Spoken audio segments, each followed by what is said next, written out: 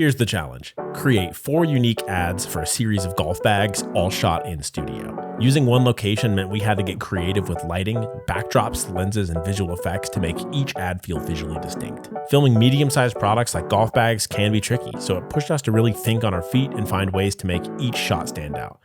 In this video, we'd like to break down the process behind each one. Let's jump in.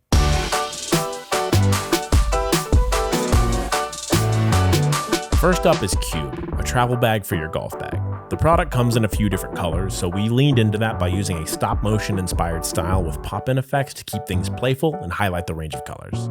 The first instance of the stop-motion style was on this vertical stack.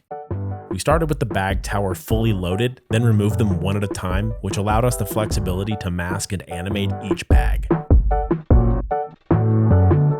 Next up is an isometric shot where each bag animates in individually. It's helpful to have the VFX person on set so you can explain concepts and make sure you're filming plate photography in a way that'll work with the effects pipeline. I imagine it'll probably be like 20 to 30 placements of the bag against like nice grid. We only have 8. And then you'll composite that full grid, and then we'll animate them all out. We used a laser and some rubber bands to plot the grid so that we could maintain bag orientation when we filmed each plate.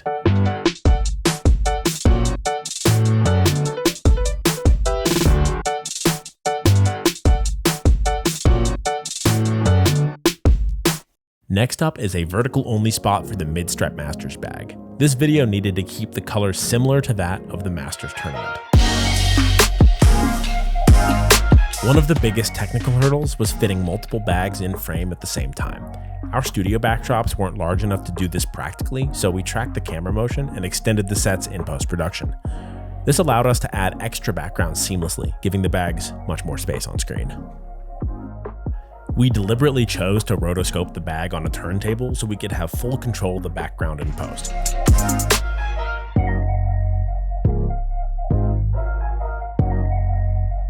Originally, we considered adding golf balls and tees around it to give it more of a styled look, but in the end though, we kept it simple with a clean studio background to keep the focus on the bag. For Matchplay, we took inspiration from those iconic iPhone reveal trailers. The idea was to keep the lighting minimal and dramatic, highlighting key features with precise edge lighting. We kept things dark on purpose, blocking out as much light as possible to really control what was visible.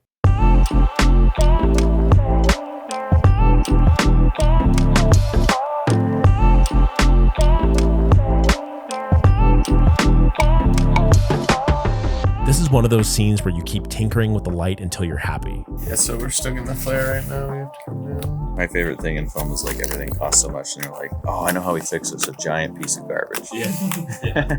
And when you hit record, you just get stoked.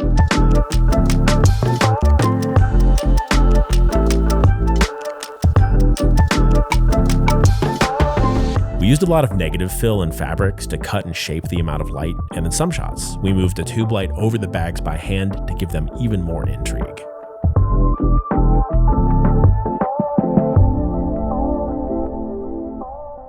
And finally, the last ad is for the mid-stripe collection, which has a mix of colorways and combinations.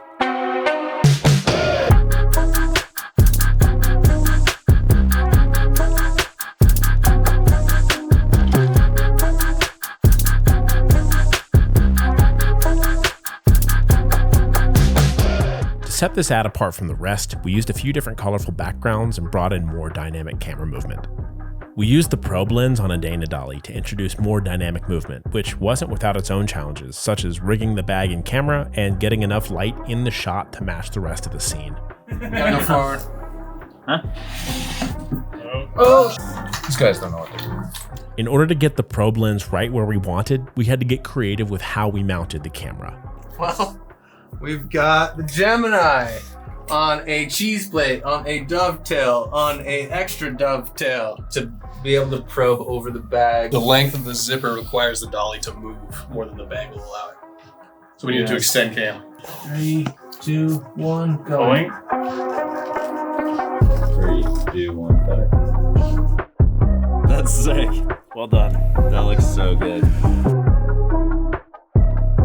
Yeah, we had this really cool idea to probe out of the golf bag but unfortunately there's no way around the reflections, so there's no way to really salvage this or save it in post. We're gonna shoot it anyways because it's cool, but it's just not something we can use, unfortunately. So who really got probed here? And that's a wrap. Okay. Yes, right. Well done, everybody. We had a blast thinking creatively and working with what we had in the studio. From set extensions, lighting, and tricky rigging, it's projects like this that keep us experimenting and growing every time we press record. We hope you enjoyed watching this breakdown. In the words of a YouTuber, I mean, that's pretty fun. yeah, well, thanks for watching.